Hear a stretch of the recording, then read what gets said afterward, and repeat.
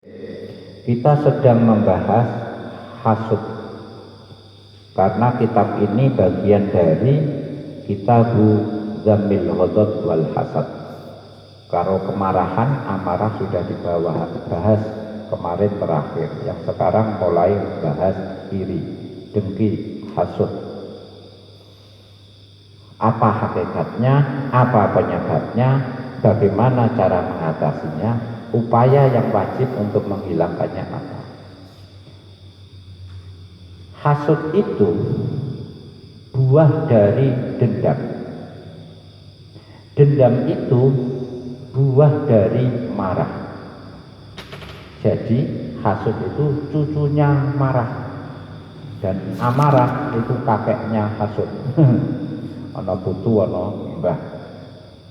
Maksudnya piye? Kalau kita itu terpancing marah, ada peristiwa yang membuat kita tersinggung, akibatnya kita marah.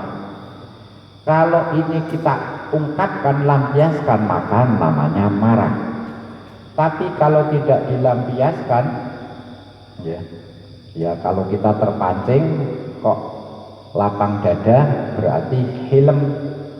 Kalau kita masih marah tapi kita tahan, namanya kalmul ghaid, menahan amarah. Tapi kalau waktunya nanti kita mampu untuk melampiaskan kok kita tahan, itu namanya rifku, mengasihi. Kok kita lebih dari memaafkan, lebih dari tidak melampiaskan, malah kita berbuat pada baik pada dia, namanya ihsan. Jadi kategorinya beda-beda. Wis digawe dipancing emosi, harusnya marah tapi malah berbuat baik, itu ihsan puncaknya. Nah, jadi sampean kepancing marah, tidak terlampiaskan, akhirnya dia terpendam menjadi dendam. Dendam yang akut itu disebut dendam kesumat. Oh, kesumat barang. Ya, dendamnya sangat serius. Lah, karena dendam ini kemudian memunculkan hasud itu. Jadi marah ditahan, akibatnya dendam. Dendam akan berupaya muncullah hasud itu. Jadi hasud ini al-hasadu ibni apa? Hiqd. Wal hiqd ibnu ghadab. Jadi ana wong jenenge hasad bin hiqd bin ghadab. Berarti ghadab itu jadi jadun, aslun, ya aslu aslin. Kalau hasad itu jadi apa? Sibetun, berarti ibnu benin gitu. Penting posisi ini mengetahui, menganatomi gitu. Nah, sekarang dari hasud ini cucu, ternyata cucu ini punya anak pinak, dia punya apa, memunculkan karakter yang macam-macam elek-elek, hampir tidak bisa dihitung. Nanti akan dibahas apa efek apa hasud itu, efeknya apa saja keburukannya. Nanti ini baru bicara apa buruknya hasud. Nah, banyak hadisnya. Kata Rasulullah yang pertama, hasud itu menghilangkan amal baik sebagaimana api membakar kayu. Jadi kalau api, ada kayu dibakar oleh api, kayunya habis jadi abu.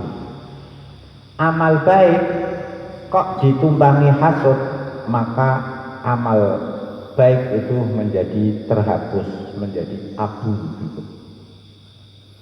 Janganlah kalian saling hasud, jangan saling dengki, janganlah kalian saling memutus silaturahim, jangan saling marah, jangan saling singkur-singkuran atau saling menjatuhkan. Nah terus kok dipenging kabeh Kanjeng Nabi, kunu ibadallahi ikhwanan, jadilah kalian hamba-hamba Allah yang bersaudara. Ini hadis panjang berikutnya. panjang ini ngapi. Ya, perawinya sahabat Anas bin Malik ini asistennya, ajudannya Kanjeng Nabi. Kami suatu hari itu duduk bersama Rasulullah, ya.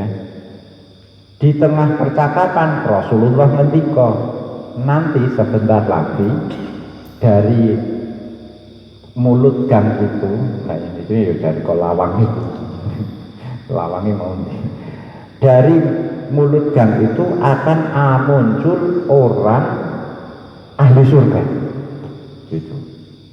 Sahabat penasaran, terus mandeng fokus kono kabeh. Kamera diarahkan ke sana semua, di zoom. Akhirnya muncul tenan, ada orang laki-laki muncul. Ternyata seorang laki-laki dari sahabat Ansor. Laki-laki ini ngipat-ngipatkan jenggotnya basah habis wudhu, terus tangan kirinya megang sandal. Karena orang ini tidak mau mampir ikut gabung, ya dia salam saja, assalamualaikum, sedoyo nggih, waalaikumsalam. Keesokan harinya Nabi bilang lagi, nanti dari mulut itu gang itu muncul laki-laki ahli surga. Tenang, muncul laki-laki yang kemarin. Ini hari kedua. Hari ketiga Nabi juga gitu lagi. Nanti muncul dari gang itu ahli surga laki-laki.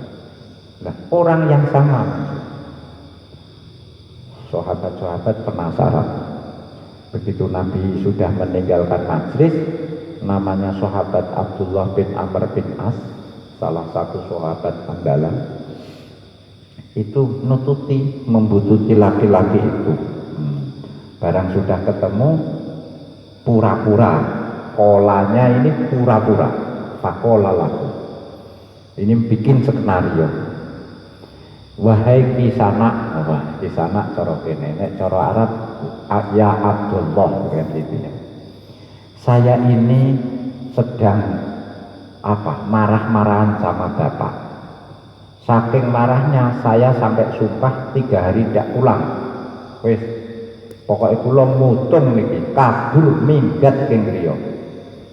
Sakniki jenengan nek purun nampung kula 3 dinten nggih, kula matur suwun sanget. Apa jawab laki-laki? Ya, silahkan. Akhirnya Abdullah ini, Ibnu Amr ini nginap di laki-laki itu 3 hari 3 malam, mengawasi. Penasaran, kok ahli surga itu opo, amale opo gitu. Malam pertama yuk tidak melakukan apa-apa, mau tidur ya baca, mau doa, mau tidur Bismillahirrahmanirrahim ahya wa bismika amut, itu standar lah itu. Tengah ini yura tangi, sholat tahajud yura tang ini ya nek subuh toh, berarti kan standar. Tapi kalau pas sedang bicara ngobrol-ngobrol pas sarapan ya berarti aku ya ngomongnya apik-apik saja. Selama 3 hari saya tidak melihat keistimewaan amalnya sama sekali. Ya kebaikannya standar saja. Ya kaya aku. Ning aku kok ora dikonokno Kanjeng Nabi, kata Abdullah. Akhirnya sudah 3 hari, gak ketemu ini, misterinya gak ketemu. Akhirnya ngaku si Abdullah, bilang, wahai laki-laki, ya Abdullah, sebetulnya antara saya dan bapak saya itu baik-baik saja, tidak saling marah, tidak bermusuhan. Sebetulnya saya pura-pura menginap di sini, itu penasaran. Nabi kok mengatakan jenengan ahli surga, padahal amal jenengan standar saja, sholatnya ya fardu saja kan tadi itu. Nah, itu apa kira-kira yang membuat Nabi menyatakan jenengan ahli surga? Jawab laki-laki, ya itu apa yang Anda lihat itu, yaitu amal saya, tidak ada rahasia-rahasiaan saya. Wah, kalau begitu ya sudah, saya tak pamit. Wes penasaran saya, wes tidak penasarannya tidak atasi berarti wes misterinya masih belum terbuka. Pamit, begitu mau sampai itu dipanggil, wahai sahabat Abdullah bin Amr, sini. Alhamdulillah, gini amal saya ya yang sampean lihat itu standar, cuman saja saya ini terhadap sesama muslim itu tidak pernah punya rasa iri.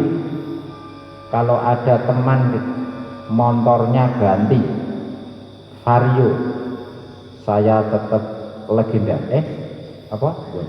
Legenda. Saya tidak iri. Sama sekali. Ini kutok. Ono koncone ganti mobil, ganti mobil gak makan. Ganti mobil, kula nggih mboten iri, legenda, nggih kula syukuri. Akhirnya gini kutok yang selama ini saya rasakan, saya tidak pernah punya rasa iri kepada sesama muslim atas nikmat yang dia terima. Abdullah akhirnya kesimpulan, yo iki, jadi itu. Iku sing aku gak iso, jadi itu. Wong HP-ne kancaku anyar ae apa mereke ngono aku wis kok apa, aku ndak kudu Samsun srengenge. Itu. Jadi ternyata untuk menjadi ahli surga itu ada pintu namanya hindari hasud. Iku gak usah modal sampean. Malah gak tahajud barang itu salat pokoke fardu tok, aja sampai hasud. Kira-kira kok cocok itu. Kan wong rapatin duwe kan iki kan paling gitu. Nah, cocok itu pintu surga. Sampai Nabi begitu. Wa qala